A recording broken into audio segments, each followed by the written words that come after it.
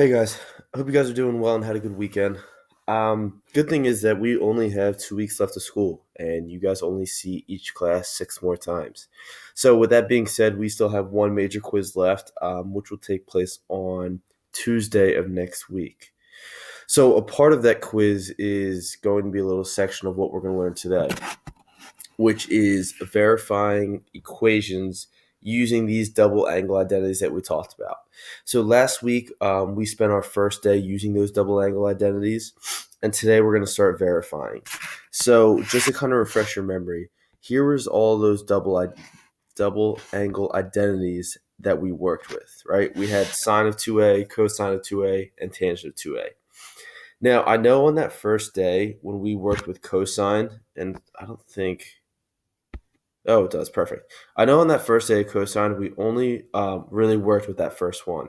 Today, we're going to really focus on using these two equivalent statements to actually be able to verify these equations. All right, so let's hop right into it. So let's look at problem number one. So problem number one, you guys have sine of 2x over 1 plus cosine of 2x. So if you look at this problem right now, you see that you have two double angles going on, right? If we look at our numerator, we have a sine of 2x. So if we go back to our identity sheet, we know we can replace that with 2 times sine of x cosine of x. So I'm just going to rewrite that in there.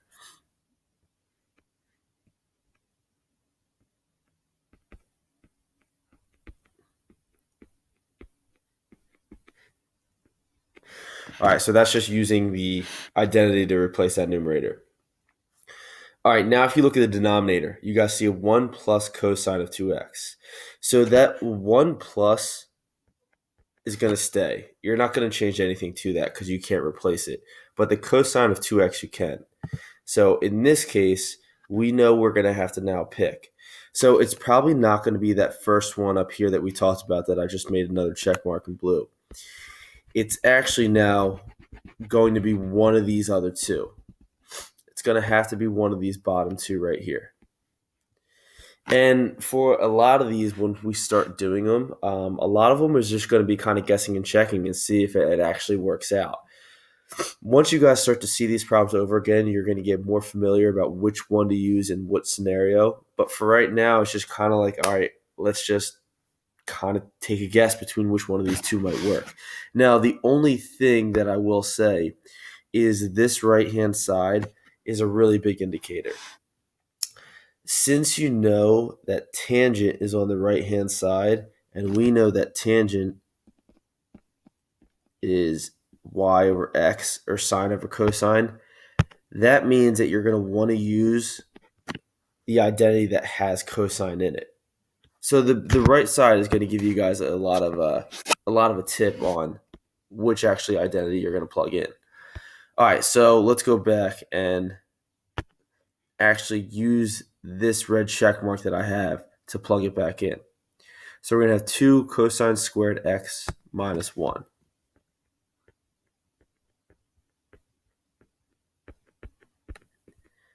I like to plug in with parentheses because I think it just helps me kind of separate things and see what I'm actually plugging in. And I think that's going to be pretty important on your assignment too. I was about to say you don't always have to, but I think on the problems today on your assignment, I think that's really going to help, those parentheses. Okay, so now that you're here, let's take it one step further. So as of right now, I can't really cancel anything out. So I'm going to have to leave my numerator exactly how I see it. On my denominator, what I can technically do is really distribute this plus sign in.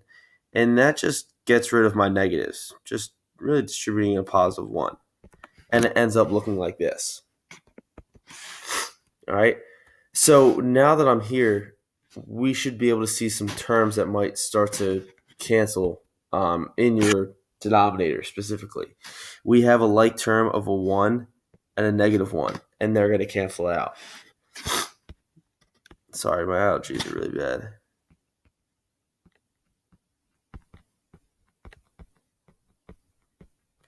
So my numerator stays, and my denominator is now just 2 times cosine squared x. All right. Now remember, we're trying to get tangent this entire time. So think about what else might cancel. Well, now we don't see any plus minus signs, right? So because we don't see any plus minus signs, we can now actually start to look for terms or numbers that can cancel out. So in this case, what I mean is like the 2's are able to cancel. But what's also able to cancel is this one cosine with one of your cosines down low.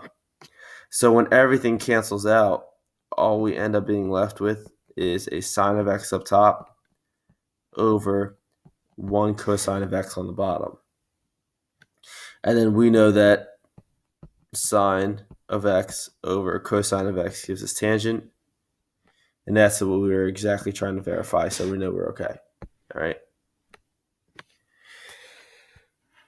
All right. So when you guys get to your assignment today, just again, like I said, especially when you start working with cosines, to know what you're going to plug in, look at that right-hand side of the equation, and it should give you a pretty big indicator. Okay, so let's look at number 2. So I'm going to leave what I can up for right now, and then I might have to erase it a little bit. But if we look at number 2, and we go to verify this equation, we have 4 times 1 minus cosine of 2x is equal to 8 sine squared x. Okay, so first thing we notice if we look on our left side is the only double angle that we see is that cosine of 2x. So let's go back over here to our identity sheet. So remember, we can replace all of these, and today you're probably not going to use this one at all. So it's going to be one of these two. Now, if you think about your right side being like an indicator or to help you think about which one you're going to use, in this case, my right side of the equation just has a sign in it, right? So because it just has a sign in it, it tells me I'm probably going to have to use that bottom inequality right there to plug in. So we have 1 minus 2 sine squared of x. Okay. All right, so what we're going to do now is we're just going to plug in. So we're going to have a 4 on the outside. We still have our 1 minus, and then this is where I still like to plug in with parentheses because I think it helps. Now I'm going to plug in that 1 minus 2 sine squared x.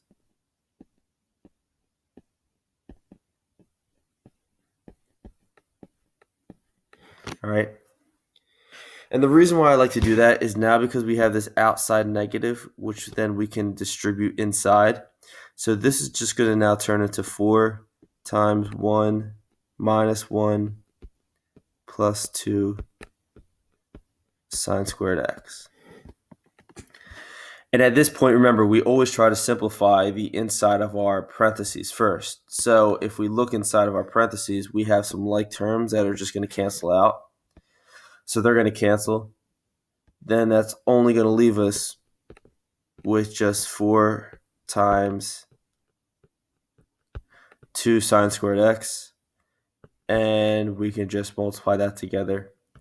And we end up getting 8 sine squared x. And that's what we were trying to verify the entire time. So we did it. All right. All right, so those are really the two basic or the two only skills that you guys are going to need to be able to kind of maneuver today for today's assignment. So make sure you're, like I said, anytime you're using that double angle for cosine, you're really kind of looking at that right side to give you a hint of which identity you actually want to use to plug in there. All right, if you guys have any questions at all, please join the Google Meet. Ask me, email me any questions. Ask me through Google Classroom. I'm always here to help any way that I can. All right, guys. Hopefully you guys have a good rest of your day, and I'll talk to you soon.